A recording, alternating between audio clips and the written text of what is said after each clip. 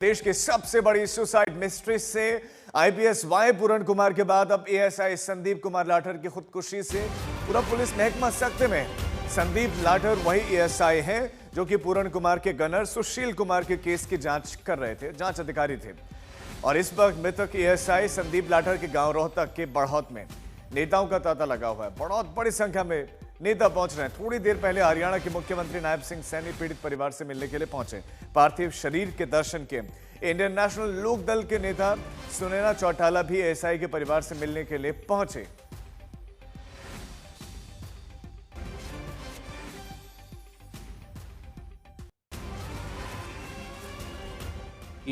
बड़ी दुखद घटना है। एक हमारे जो मुलाजिम हैं, हमारे जो सरकारी मुलाजिम हैं, हमारे परिवार से हैं, वो एक दुखद घटना में हुई है, जिसके अंदर हम परिजनों से बात कर रहे हैं और इस मैटर को जल्दी शॉर्ट आउट करके बातचीत करके इसको रिजोल्व कर लिया जाएगा। सर, परिवार की मांग क्या है? परिवार क्या कह रहा है? क्योंकि तो परिवार से बात चल रही है। नहीं, रात का टाइम था कल और परिवार की मांग यही है कि उनको जस्टिस मिले। तो उसके लिए सरकार की तरफ से और प्रशासन की तरफ से पहल जारी है और परिवार भी पॉजिटिव है। देखिए आप प्लीज़ इसमें जल्दी कार्रवाई हो जाएगी। पहले से कह रहे हैं कि बहुत ही गंभीर मामला है और इससे साफ नजर आ रहा है कि हरियाणा सरकार में ऑल इज नॉट वेल। इस पर सारा कुछ ये नजर आता है कि प्रशासन को, अफसरों को, किसी को भी इस सरकार पर और इसके जो सारा सिस्टम बना हुआ है उस पर विश्वास नहीं है। क्या कारण है कि एक के बाद एक अफसर सुसाइड करने पर मजबूर हो गए? पूरण कुमार जी के साथ जो हुआ उसके बाद एक और अफसर ने किया। इसका मतलब सिस्टम पर किसी को कोई विश्वास रहा नहीं है और हरियाणा सरकार की ये सबसे बड़ा फेलियर है कि आज अफसर इस तरह से सुसाइड कर रहे हैं। देखिए, ये आज एक बहुत बड़ा दुख है, बहुत बड़ी दुख की घड़ी है और इसमें परिवार के साथ खड़ा होना एक नैतिक दायित्व, नैतिक कर्तव्य है। और मैं सिर्फ और सिर्फ एक ही बात कहूँ, न्याय मिलना चाहिए। आज सिर्फ हरियाणा प्रदेश को किस चीज की जरूरत है? ना जात की, ना धर्म की, सिर्फ राज धर्म की जरूरत है। और राज धर्म इस बात को कहता है कि न्याय होना चाहिए, सच्चाई सामने आनी चाहिए, दोषियों को सजा मिलनी चाहिए और सच के साथ न्याय होना चाहिए। अब ये लीपापोती जो है ये बंद करनी पड़ेगी। इसी खबर पर हमारे संवाददाता अनमोल बाली हमारे साथ ज्यादा जानकारी के साथ जुड़ गए। अनमोल, बहुत ही कॉम्प्लिकेटेड और पेचीदा ये पूरा मामला होता जा रहा है क्योंकि दोनों तरफ से आरोप और दोनों तरफ से अब सुसाइड हो गया है। किस तरफ जांच की दिशा अब आगे बढ़ रही है, किस तरफ बढ़ रही है आगे इस मामले की इन्वेस्टिगेशन, कैसे कर रही है पुलिस जांच?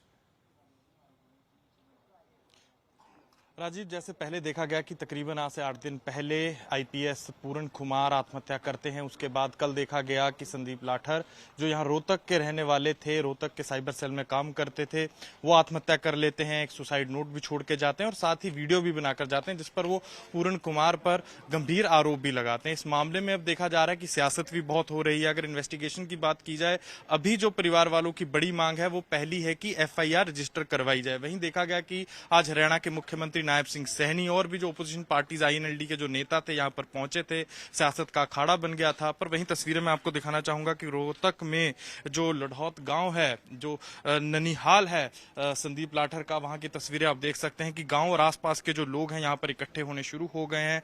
खाप पंचायत के भी जो लोग हैं यहाँ पर इकट्ठे होने शुरू हो गए हैं। इस मामले में लेकर देखा गया कि मुख्यमंत्री ने परिवार वालों से बात भी की, उन्होंने न्याय का आश्वासन भी दिया। पर परिवार वालों की साफ मांग यह है कि जब तक इस मामले पर एफआईआर नहीं होती तब तक बॉडी पोस्टमार्टम के लिए नहीं दी जाएगी। तो कहीं ना कहीं तस्वीरें ऐसी भी देखने को मिली कि बहनें, बेटियां और जो भतीजे भांजियां जो आए हुए थे संदीप कुमार के, उनकी आंखें नम थी, वो रो रहे थे। बहुत भावुक पल थे जैसे ही वो मुख्यमंत्री नायब सिंह सैनी को मिलकर निकलते हैं। जब मीडिया से बातचीत की संदीप कुमार की बेटी ने, तो उन्होंने बताया कि पापा मेरे बड़े स्ट्रांग थे। हमने जब ये भी पूछा कि क्या उनको कुछ दिनों से दिख रहा था कि पिताजी के चेहरे पर कोई शिकन हो या टेंशन हो, तो उन्होंने बोला ऐसा कुछ नहीं, जो एकदम हुआ परिवार के लिए भी एकदम सरप्राइजिंग था। तो पहली तो मांग एफआईआर की रहेगी, फिर आगे देखा जाएगा इस मामले पर क्या जांच रहती है। अनमोल, आप हमारे साथ बने रहे, आपके पास हम लौटते हैं। हम आपको चंडीगढ़ भी लेकर चलेंगे, वहां पर इस केस में क्या कुछ चल रहा है वो भी आपको बताएंगे, लेकिन उससे पहले आपको दिखाते हैं एएसआई संदीप लाठर का वो आखिरी वीडियो जिसमें उन्होंने वाई पूरण कुमार पर गंभीर आरोप लगाए। मैं संदीप कुमार आपको एक सच्चाई से अवगत कराना चाहता हूँ। और सच्चाई की कीमत बहुत बड़ी होती है, उसके लिए आहुति मैं पहले ही अपनी डाल रहा हूँ भाई भगत सिंह ने भी अपना त्याग कराया था, भगत सिंह ने भी अपना जीवन खत्म करना पड़ा जब ये देश जाग गया था। और आज ये देश जब जागेगा जब हम सच्चाई की राह पर कुर्बान होंगे, जब ये देश जागेगा, नहीं इतने ये देश जागे नहीं। एक भ्रष्ट पुलिस अफसर जिसने सदर थाना मर्डर में इसने पैसे लिए, इसने राव इंद्रजीत को निकालने के लिए 50 करोड़ की डील कर रखी थी। आज मैं आपको सच्चाई बता रहा हूँ, आपको सच्चाई से रूबरू करवा रहा हूँ। इनकी भ्रष्टाचार की जड़ें बहुत गहरी हैं। जो दरखास्त इनके खिलाफ कंप्लेंट हुई थी उसी भ्रष्टाचार से डर के इसने सुसाइड कराया है। हमारे संवाददाता अमन भारद्वाज इस खबर पर हमारे साथ चंडीगढ़ से जुड़ गए। अमन, अब चंडीगढ़ में इस मामले को लेकर क्या कुछ चल रहा है? देखिए पीजीआई में राजीव आप देखिए कि पोस्टमार्टम लगातार जारी है और एम्बुलेंस तैयार खड़ी है बाहर, क्योंकि पोस्टमार्टम के बाद डेड बॉडी को यहां से लेकर जाया जाएगा और पार्थिव शरीर को सेक्टर 24 के उनकी रिहाइश जहां पर अवनीत कुमार और ऑफिशियल्स अब यहां से जा चुके हैं क्योंकि तो वहां पर लास्ट राइट्स की अगली तैयारी की जाएगी। और 4 बजे क्योंकि क्रिमेशन है चंडीगढ़ सेक्टर 25 के अंदर ही, तो उसकी परिवार तैयारी कर रहा है। और साथ साथ आप देखिए कि पोस्टमार्टम के लिए, क्योंकि आज 9वां दिन है और 9वां दिन पोस्टमार्टम के लिए मांग थी कि जो मजिस्ट्रेट है उनकी अगुवाई के अंदर हो, सुपरविजन के अंदर हो, एसआईटी के ऑफिशियल्स, एसआईटी के मुखी पुष्पेंद्र जो आईजी हैं, पुष्पेंद्र कुमार चंडीगढ़ पुलिस में आईजी हैं, वो एसआईटी के मुखी यहां पर आकर गए। और साथ साथ पत्नी वाई पूरन कुमार के जो अमनीत पी कुमार हैं वो यहां पर मौजूद थी, उनकी ओर से आइडेंटिफिकेशन किया गया और आइडेंटिफिकेशन के बाद अगला प्रोसेस पोस्टमार्टम का था जिसको अब किया जा रहा है। और कुछ ही देर में पोस्टमार्टम खत्म होगा और एम्बुलेंस में पार्थिव शरीर को सेक्टर 24 उनकी रिहाइश ले जाया जाएगा और क्रिमेशन की तैयारी की जाएगी।